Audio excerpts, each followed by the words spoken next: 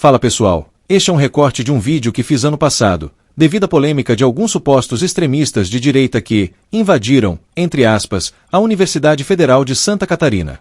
Eles estavam armados com perguntas e rolos de pintura, algo muito perigoso para uma multidão de alienados acadêmicos. Esses supostos extremistas feriram assim os alienados, quer dizer, os jovens revolucionários comunazes com perguntas proibidas e excluídas da futura ditadura do proletariado brasileiro, recebendo assim uma surra em nome do orgulho vermelho.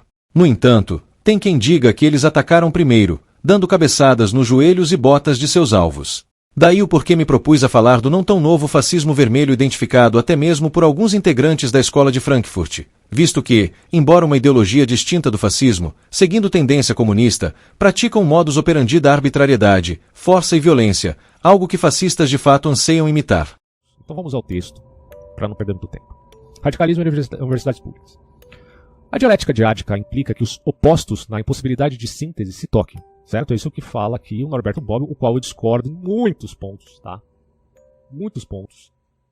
Mas o Norberto Bobbio diz isso, que os extremos se tocam. Cara, eu tô tentando colocar a anotação agora, foi.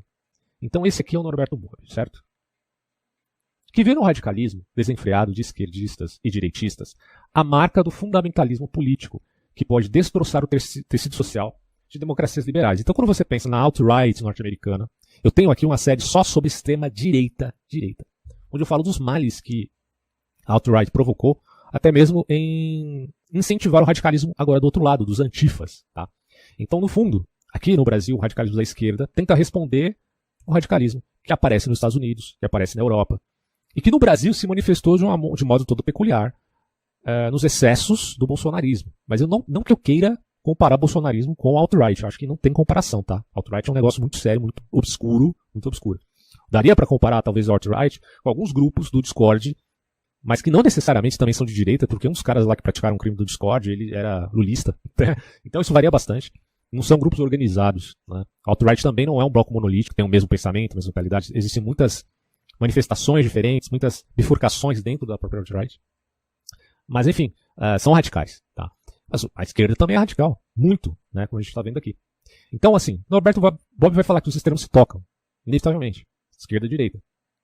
Hoje em dia está muito em voga chamar qualquer um de extremista de direita, principalmente na mídia. Na mídia o que você mais tem é a pessoa falando que fulano que foi cancelado no Twitter é extremista de direita. Só porque ele falou que não é legal. Tem até essa, né? Eles distorcem tudo. Então, o cara criticou essa ideia de crianças trans, é extremista de direita. Chegamos a esse absurdo em alguns grupos e agências de notícia, né? Não todos. Bom. Essa é uma das marcas de demagogos como Reinaldo Azevedo e Felipe Neto. Dois demagogos aqui, tá? Reinaldo Azevedo e Felipe Neto, vou até destacar aqui, são dois grandes demagogos. Isso implica em dizer que você, que é de extrema direita, pode ser inclusive, porque estão dizendo que você é, né? Mas se é assim, você pode ser comparado aqui. É um nazismo, porque não é na academia que se diz que o nazismo é de extrema direita, embora a gente possa colocar questões quanto a essa conceituação de direita e esquerda quando falamos de totalitarismo. Bom, pois bem, quando alguém te chama de extrema-direita, no fundo ele está dizendo que você é igual a um nazista. Tá? Dá para aceitar uma categorização dessa? Aí você fala, não, mas não é igual ao nazista, é que eles estão falando que você é tipo um fascista. O fascismo é um pouquinho menos que o nazismo. O nazismo já é fascista, segundo o critério dessa galera, certo? Bom, e no caso, né, da esquerda radical querer matar nazistas, não vai ser uma ideia ruim, já que a gente tem lá o filme dos Bastardos Inglórios, aliás, um ótimo filme, inclusive, que satiriza a Segunda Guerra Mundial e a figura de Hitler o combate, né, ao nazismo. Sabemos que se tudo é fascismo, nada é fascismo. Vale aqui até um destaque. Se tudo é fascismo, nada é fascismo. Porém, vemos o fascismo como um fenômeno autoritário na prática política. E aí guardem essa ideia de fenômeno autoritário aqui, tá? E é esta marca que tem sido perdida pelo uso casual e abusivo da palavra. Porque quando você chama todo mundo de fascista, você perde o âmago do fascismo, que é uma arbitrariedade autoritária. Porque a autoridade também é uma questão ambígua. Ter uma autoridade não necessariamente será ruim. Mas pode ser ruim se houver arbitrariedade pela figura de autoridade. No caso do Estado, né? Podemos até dizer que o uso vicioso da palavra fascismo é já em si mesmo a prática do próprio fascismo. Por quê? É a demonização do adversário. demonização do adversário. Quando alguém te chama de fascista, de extrema-direita, ou de comunista também, do lado da direita, alguém chama o cara que está discordando da direita bolsonarista de comunista. Tá, mas de onde você tirou isso? Tem fundamento? Não tem fundamento? Pois é, demonizar o seu adversário é praxe da guerra política, tanto da direita quanto da esquerda. E colocá-los todos no mesmo lugar, seja Hitler, seja o seu tio do WhatsApp, todo mundo é nazista, né? Segundo essa narrativa. Quem assim faz, usa uma abordagem generalizante, ou seja, parte do pressuposto que o alvo da sua insígnia é um defensor da ditadura dos burgueses. Isso aqui é uma das interpretações sobre o fascismo, abordagem generalizante. Eu explico isso no áudio que eu tenho como um dos produtos à venda, né, no meu canal, de verificar as formas de que você pode interpretar o fascismo, seja só um fenômeno na Itália, localizado geograficamente, ou uma abordagem generalizante. Nesse caso aqui, óbvio que a esquerda faz uma abordagem generalizante e parte do pressuposto que o alvo de sua insígnia são os defensores da ditadura dos burgueses, enquanto que eles, comunistas, são a favor da ditadura do proletariado. Então a ideia dos caras é, todo mundo é fascista, por quê? Porque o fascista, segundo eles, dentro da temática de uma abordagem generalizante, é defensor da ditadura dos burgueses. Ou seja, se o cara vive no sistema capitalista, olha a mentalidade da molecada. Se você vive no sistema capitalista e é a favor do sistema capitalista, então você é a favor dos burgueses. E se os burgueses têm a propriedade privada dos meios de produção, existe uma ditadura da burguesia. E se existe uma ditadura da burguesia, logo você é a favor desses ditadores. E eles não. Como comunistas, eles querem inverter esse jogo dinâmico da sociedade, macular esse tecido social que abarca a superestrutura marxista, voltando lá para os primórdios, né, daquelas ideias velhas e caducas de Karl Marx, e de que agora há a necessidade de uma ditadura do proletariado se sobrepor à ditadura dos burgueses. Como se houvesse equivalência entre essas coisas. Porque a gente sabe que a ditadura do proletariado é uma ditadura terrena. E que essa suposta, entre aspas, ditadura dos burgueses não é ditadura coisa nenhuma. É apenas a dinâmica da democracia liberal. Pura e simplesmente. Agora, se você quiser chamar de ditadura dos burgueses, do sistema fascista de Mussolini, da Itália, da Segunda Guerra Mundial, ok, é uma ditadura, é um autoritarismo. Isso denunciamos sem problema nenhum. Mas o grande erro desses caras é dizer que o fascismo de Mussolini é uma segunda etapa do liberalismo. Quando, na verdade, Mussolini odiava os liberais, com todas as forças. Isso eles não dizem. Então, assim, no fundo, essa visão é uma falsa dualidade, de onde se subentende o fascismo, pasmem vocês, como a última etapa do liberalismo. É o que esses palhaços dizem por aí, né? Principalmente os professores. Alguns, né? Não estou sendo contra a classe do professor, pelo amor de Deus. Porém, a abordagem generalizante esconde um problema. Na prática, o fascismo ficou muito mais parecido com o comunismo do que com o liberalismo, deixei em destaque. E na visão de Hannah Arendt, analisando os totalitarismos, se vê que o fascismo sequer era totalitário. Apesar de abusador e autoritário, sendo evidentemente indesejável como poder estatal, seja na Itália ou em qualquer outro lugar. Porém, os comunistas apologetas de Stalin não só inverteram isso, como alegam que estão lutando com o fascismo teórico, sendo fascistas práticos. Né? No fundo é isso que acontece. Tá? Então o que a Hannah Arendt explica é que o fascismo é um regime autoritário e que o nazismo e o comunismo de Stalin não se comparam. Jogue aqui junto o Mao Tse-tung, conforme o vídeo que eu fiz ali explicando o que foi a Revolução Cultural na China. Mao Tse-tung, ou Mao Tse-tung, como queira, e Stalin e Hitler são três coisas que são incomparáveis. Talvez comparáveis ao Pol Pot e Hitler, para mim é a mesma coisa, assim, do ponto de vista dos frutos, né? Não da ideologia. Também são terríveis. Mas os mega assassinos, como diz o R.J. Rummel, os mega assassinos são esses caras aí. Não tem como tirar nem pôr, cara. É Stalin, Mao Tse-tung, Hitler. São os grandes monstros do século XX. Considere o conceito fascismo vermelho. Isso aqui não fui eu que inventei, tá? Já para o esquerdão que está assistindo aqui no meu canal. Eu não inventei esse termo. É um termo já usado desde 1922. As acusações dos líderes da União Soviética durante a era de Stalin de que eles estavam agindo como fascistas vermelhos, inclusive muitos caras da nova esquerda nos Estados Unidos, eram contra o stalinismo, tá?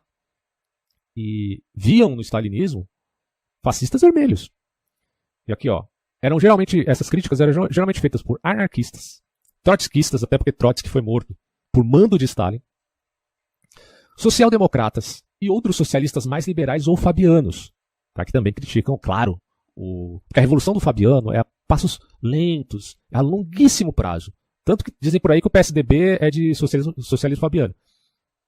Só que assim, na prática virou um puro e simples pragmatismo. O PSDB não tem mais esse engajamento fabiano, né? Enfim. Alguém possa até me contrariar nesse quesito, mas, a meu ver, o PSDB já não é mais alguma coisa tão relevante assim no país. Bom, e a crítica também parte de liberais e de vários círculos de direita, tá? Como vimos, esse conceito não é nada novo. Na verdade, no século XX, os próprios socialistas começaram a ver o governo soviético como um Estado fascista vermelho. Bruno Risi, não sei se eu acertei a pronúncia aqui do nome do cara, que era um marxista italiano e fundador do Partido Comunista lá na Itália, se tornou um anti-stalinista. Olha só, cara. Ele se tornou um anti-stalinista e afirmou em 1938 que o stalinismo adotou um caminho regressivo, gerando uma espécie de fascismo vermelho, idêntico às suas características superestruturais e coreográficas. Então tá aí, né? Um cara que fundou um partido comunista na Itália acusou Stalin de ser um fascista vermelho. Ponto. Embora focado principalmente em sua crítica ao nacionalsocialismo, o William Reich considerou que a União das Repúblicas Socialistas Soviéticas de Stalin havia evoluído para o fascismo vermelho. Faltou o ponto final aqui. Muitos esquerdistas na década de 1930 e 40 ficaram desiludidos e se afastaram do regime totalitário de Stalin. Cito aqui esse autor chamado Otto Ruila. Ele é alemão, então eu tentei aqui pronunciar, não sei se está certo, tá? Mas eu acho que é Otto Ruila, uma coisa assim. Que foi um comunista da Alemanha, que escreveu que a luta contra o fascismo deve começar, olha só, pela luta contra o bolchevismo. Esse cara é um gênio, porra. Por isso que eu falo, mano, olha, assim, lá na primeira metade do século XX tinha muito comunista que era honesto intelectualmente, viu? Muitos. Só que quando eles viram que a merda que os totalitarismos fizeram, independente do espectro político, eles falaram, mano, eu não compactuo com isso aqui. Eu não sou igual a essa geração de bosta do século XXI que olha para o passado e não consegue admitir os massacres do passado, não consegue respeitar as vítimas que foram mortas por esses governos genocidas, classicidas, politicidas. Não consegue, democidas, né, nas palavras de Rommel. Então, quer começar a revolução, meu filho? Então começa lutando contra o bolchevismo. Aí ele fala assim, observando a influência que o Estado leninista teve nos estados fascistas, né, servindo de modelo. Então, tanto o fascismo como o leninismo, eles se autoalimentavam em termos de modus operandi. Claro que ideologicamente são completamente diferentes, mas o modus operandi é muito parecido. É poder político com poder econômico. Daqui a pouco a gente vai ver essa questão aqui. Em 1939, o Ruila, que é o citado aqui, Otto Ruila, professor ainda, disse o seguinte: a Rússia foi o exemplo do fascismo. Quer os comunistas do partido gostem ou não, permanece o fato de que a ordem e o governo do Estado na Rússia são indistinguíveis dos da Itália e da Alemanha. E aí ele está falando, claro, nos frutos, tá? Não nas ideias. Essencialmente, eles são parecidos.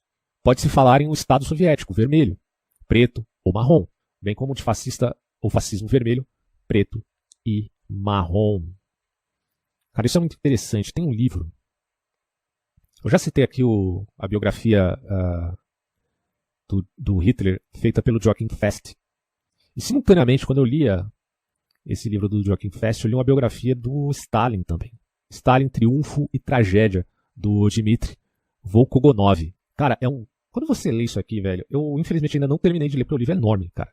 Eu consegui terminar já do Hitler, já mencionei isso pra vocês, do Joachim Fest, que é 4.000 páginas. E essa aqui do Stalin ainda estou lendo. Se não me engano, eu tô no capítulo... tô na parte 5. Mas, meu, que livro incrível. Juntando com o do Solzhenitsyn aqui, você já tem uma visão geral do que seria esse modus operandi stalinista. É bem louco. Bom, o Otto está completamente certo na acusação dele.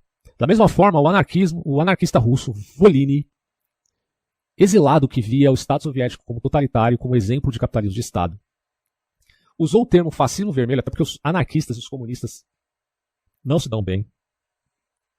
E até o ponto dos anarquistas serem vomitados, né, do seio dos revolucionários.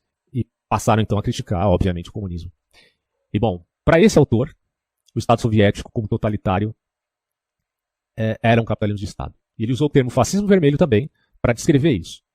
Em um edital de 18 de setembro de 1939, o New York Times reagiu à assinatura do Pacto Molotov-Ribbentrop, famosíssimo, né, declarando que o Hitler é comunismo. Na verdade, quem falou isso foi o New York Times, por conta do Pacto Molotov, que foi quebrado depois pelo Adolf Hitler.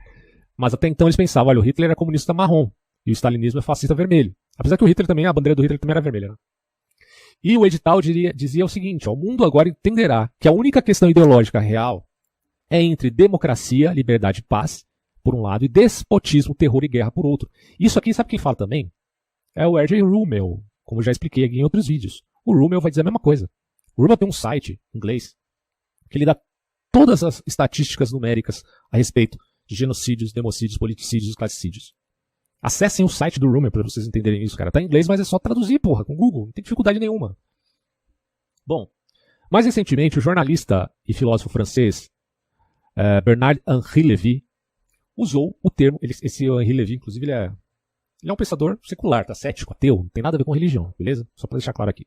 Henri Lévy usou o termo fascismo vermelho ao explicar que alguns intelectuais europeus se apaixonaram por teorias antiluministas e abraçaram uma nova ideologia absolutista, que é antiliberal, anti-americana, anti-imperialista, antissemita, pró-islamo-fascista, pró-grupos terroristas que lutam contra Israel, inclusive. Daí o porquê que eu indiquei aqui o debate do André Lajasti, sei lá como é que fala esse nome, e o Salem Nasser.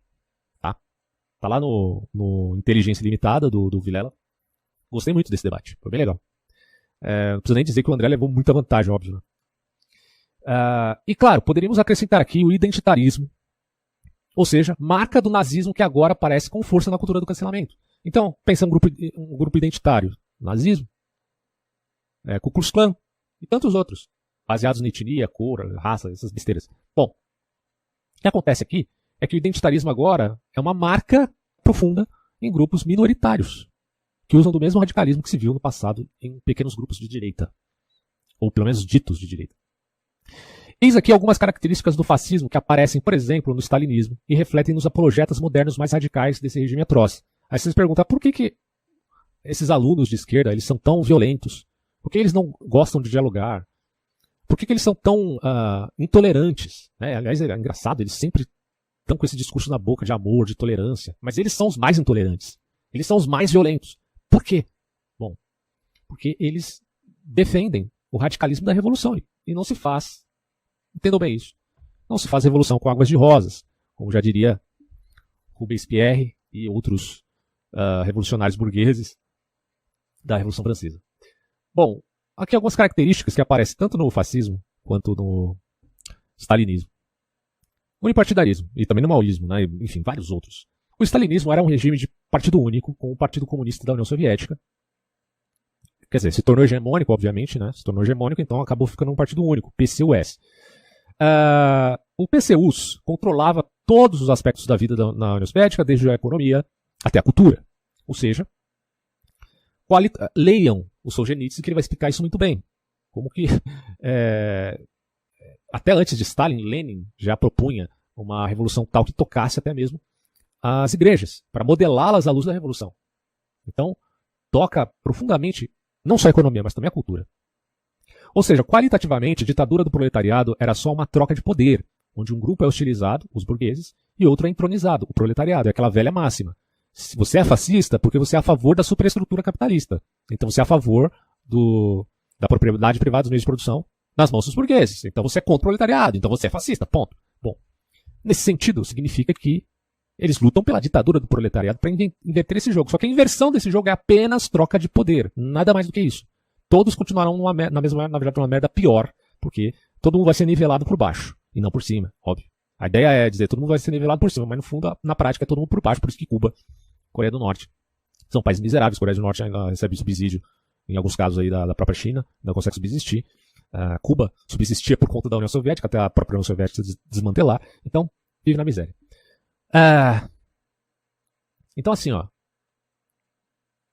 Eu até fiz aqui em forma de pergunta, né? Deixa eu voltar aqui. Ou seja, qualitativamente a ditadura do proletariado era só uma troca de poder, onde um grupo era hostilizado, os burgueses e outro era entronizado, o proletário? Não. Antes, os aristocratas do poder, as cabeças pensantes e demagogas, sempre os demagogos vão estar à frente, tá? Sempre. Que falam a favor do proletariado, se é de esquerda, ou falam a favor do populismo, se é de direita, geralmente é assim, para dominar sobre eles e sobre a elite do país, ou confrontar a elite do país, que pode se submeter ou não à voz dissonante dos demagogos. Submetendo ao seu jugo tanto pequenos como grandes, vide Apocalipse de João. Daí o porquê da mácula sobre a democracia e pluralismo nesses partidos revolucionários. Eles lutam a favor da democracia para derrubar a democracia. Porque o que eles querem, na verdade, é usar a democracia enquanto linguagem demagoga para ir se introjetando em vários campos sociais e institucionais. E levantar os seus intelectuais orgânicos, vide Antônio Gramsci. Não estou falando aqui de marxismo cultural, que é uma coisa muito restrita. Por isso que eu sou um pouco avesso a essa terminologia. Eu prefiro falar aqui de revolução cultural num sentido mais amplo, que envolva muitas camadas, não apenas marxismo cultural, pura e simplesmente, que não é o caso, a meu ver. Mas que as faculdades estão dominadas pela esquerda, isso é um fato, né? A gente está vendo aqui, nessa universidade da UFSC, isso aí, tem a maioria das federais é assim, não tem nem o que dizer. O revolucionário não pode ser contestado. Por quê? Porque se ele está fazendo a revolução, ele vai mudar o mundo. Como é que ele vai querer contestar o cara? Né? Ele vai matar para fazer a revolução dele. Então é lógico que ele vai aceitar, refletir os seus pontos e voltar atrás. Portanto, não há necessidade de reflexão. Portanto, eles são intolerantes. Portanto, só existe a guerra. Portanto, a guerra é a parteira da história, como diria Nietzsche, como disse Heráclito, e Nietzsche repetiu, e depois Marx repetiu. Nietzsche sendo um grande representante para a extrema-direita e Marx um grande representante para a extrema-esquerda. E detalhe que Nietzsche também pode ser um intelectual muito apreciado pela esquerda também. Algumas outras características. Culto à personalidade. O culto à personalidade de Stalin era um elemento importante em seu governo, pois precisava deter a todos que o contestassem, né? Óbvio. Está no livro aqui do Dmitry. Muito bem claro, né? O quanto Stalin era uma serpente, uma víbora que precisava manter o poder maquiavelicamente a todo custo. Stalin sendo, portanto, considerado um líder messiânico que estava destinado a liderar a União Soviética. E claro que hoje o Putin quer bater o recorde de tempo de governo se comparado a Stalin. Mas Stalin queria a glória de ser o grande líder. Mas no fundo o que ele provocou foi morte, destruição e pobreza. Repressão política. O stalinismo foi um regime repressivo, com o governo perseguindo e encarcerando aqueles que eram considerados inimigos do Estado. Ou matando com machadinha na cabeça, né? Consideremos o caso de Trotsky. Estima-se que milhões de pessoas foram mortas durante o regime de Stalin. Para entender isso, leia Arquipélago Gulag de Alexander Solzhenitsyn. Militarismo. O stalinismo era um regime militarista, com o governo investindo pesadamente no Exército Vermelho. O objetivo era proteger a União Soviética de seus inimigos e promover a expansão do comunismo, mas na prática Stalin era um nacionalista imperialista. No fundo, falar, mas ele está lutando contra os nacionalistas que se baseiam no idealismo alemão, de Fichte, de Schelling. Não, Schelling até que não, coitado do Schelling, não tem nada a ver com isso, né? Muito mais o Fichte e o Hegel, que acabaram, por esse idealismo alemão, acabou influenciando muito o nacionalsocialismo, tá? Pra quem acha que o nosso socialismo nasceu com Hitler, é burro pra caralho, nunca estudou história. Aliás, história da filosofia. Porque o nacionalismo está no seio do idealismo alemão, porra. É só ler ali pra entender, né? Não tô dizendo que o Fichte é culpado pelo nazismo, não tô dizendo isso. Mas que ele acabou contribuindo. Na verdade, até o Lutero contribuiu um pouco, né, na sua fala desvairada contra os judeus. Então, todo mundo contribuiu um pouco ali na tradição alemã para influenciar o terceiro, entre aspas, terceiro Reich. Poder político sobre poder econômico. Apesar de nominalmente a União Soviética ser uma economia que caminhava para a planificação, ela tolerava o mercado negro em muitas instâncias. Mas mesmo isso não foi o suficiente para eclodir uma crise que desmontou as pretensões comunistas pós-Stalin. Para e passo, podemos dizer que tanto o fascismo como o comunismo mantiveram a lição do capitalismo de Estado, que alguns autores aqui, inclusive do Brasil, né, de esquerda radical, em vez de chamar de capitalismo de Estado, vão chamar de socialismo de mercado. São os palhaços mesmo, né? Puta que pariu. Bom, um poder econômico para enriquecer o poder político. O fundo é isso que a China fez. E isso se verificou com a maior força na China, como você tem aqui, pós Mao Tse-tung, porque isso foi depois da morte dele. Populismo. A incompatibilidade do populismo com o classicismo, aliás, né? A questão do classismo é a luta de classes do materialismo histórico, tá? Então, quando você pensa populismo, você imagina que é uma coisa antagônica ao classismo, luta de classes. E há um ponto aqui entre comunistas e fascistas, que o fascismo ele tenta abolir a luta de classes. E o comunismo ele tenta superar a luta de classes. São coisas diferentes, né? Tem essa diferença pontual de caráter teórico, analítico, como queira. Então a luta de classes é muito importante para o marxismo. A polarização é muito importante para o marxismo. E o fascismo é o exato oposto, porque o fascismo está falando de feixes unidos para formarem um tronco. Ou seja, o fascismo de Mussolini pregava a união do povo, vide o populismo, a união de todos os setores da sociedade para fazerem uma Itália grande, portanto, tinha um caráter nacionalista. Agora, o classicismo não, é luta de classes, então prega a abolição das classes superiores, para nivelar todo mundo, na teoria por cima, mas no fundo acontece na prática por baixo. E só que o que acontece?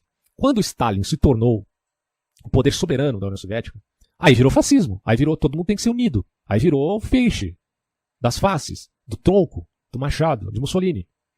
É uma coisa óbvia, cara. Eu sou um burro, não entende um negócio desse. Sou um jumento que estuda na UFSC. É Santa Catarina, não sei lá que lugar que é essa bagulho aqui. Só um jumento não entende uma coisa óbvia dessa, que o stalinismo se tornou um fascismo, cara. Porque na medida que ocorreu a ditadura do proletariado e saiu um novo imperador chamado Stalin, psicopata inclusive, a partir daí eles propulgavam a unidade. Não tinha mais luta de classe, meu amigo. E aí virou fascismo, porra. Ó, vou até reler aqui. A compatibilidade do populismo com o classismo, com o internacionalismo, podemos acrescentar com a matriz materialista do socialismo marxista, faz com que o populismo se apresente em relação ao socialismo como uma ideologia concorrente inicialmente, tá? Inicialmente. Mas podemos falar de populismo referindo a certos sistemas políticos definidos como socialistas, stalinismo, castrismo, chavismo. Por quê? Simples. Porque inicialmente eles poderiam apregoar, salvo o chavismo é uma coisa mais à parte, é uma mistura com o bolivarianismo, que inicialmente não era, né, comunismo, mas tem uma mistura ali. Mas o stalinismo, o castrismo, por exemplo, em nome de uma luta de classes, eles formaram em seu país um fascismo. Olha a ironia, porque agora o país tem que ser unido. Tá? Ah, mas a luta é por uma revolução internacional. Vai dizer isso para o Stalin. O Stalin abdicou dessa revolução internacional para fortalecer suas bases e se tornou um nacionalista fascista. Só um idiota não entendeu isso, cara. Só esses moleques não entendem uma coisa óbvia dessa. Porque também são enganados por boa parte de professores imbecis, né, que fazem a cabeça deles. Não estou dizendo todos. Tem muito professor bom, tá? Tem muito professor bom e justo e honesto intelectualmente. Tem até alguns de esquerda. Considero sim isso. Mas tem muita gente mal intencionada também, infelizmente. E aí os frutos a gente vê, né, no comportamento dos alunos, cara. Não tem o que dizer. Quando você coloca um antes da federal e depois da federal e vê a mudança estética, isso já fala muita coisa, né? Por fim, quero dizer que muito da culpa de alunos de faculdades federais, de humanas, serem tão violentos. Desculpem eu não ter editado esse texto, tá? Eu já joguei em PDF e ficou assim, mas... tão violentos, alienados e intolerantes são os professores e acadêmicos que investem pesado na ideologização da realidade. A ideologização da realidade é fugir da realidade a favor de uma narrativa ficcionista. Não quero ser injusto com todos os professores, de novo, faço esse adendo aqui, sei que essa é uma classe que padece muita dificuldade no Brasil, principalmente no ensino médio, e falo aqui, na verdade, de uma parcela mais radical, que na verdade, boa parte deles também foram alienados em visões de mundo fechadas demais para dialogar com quem discorda. Tá? Os professores também foram alunos, que por sua vez tiveram professores que também foram alunos, e já vem essa cadeia, né, tradicional de terem professores com bases só, ou pelo menos na maioria de esquerda. Acabando por transmitir esses preconceitos ressentidos da luta de classes para os alunos, e isso com o glamour da liberdade revolucionária. Como se alguém hoje em dia estivesse discutindo a sério, fora da academia, né, inclusive, substituir o capitalismo pelo comunismo. Uma piada pronta, porque hoje no mundo, quem é que está discutindo, cara? Substituir o capitalismo pelo comunismo, velho. Quem em sã consciência está discutindo isso? Só esses idiotas do YouTube, alguns que se dizem professorizinhos de história, né, que estão discutindo que nós temos que acabar com o capitalismo. Mano, vocês estão caindo numa lábia dessa, puta que pariu. Vamos deixar de ser burro, gente, pelo amor de Deus. Tem a fonte aqui, eu vou deixar na descrição, tá?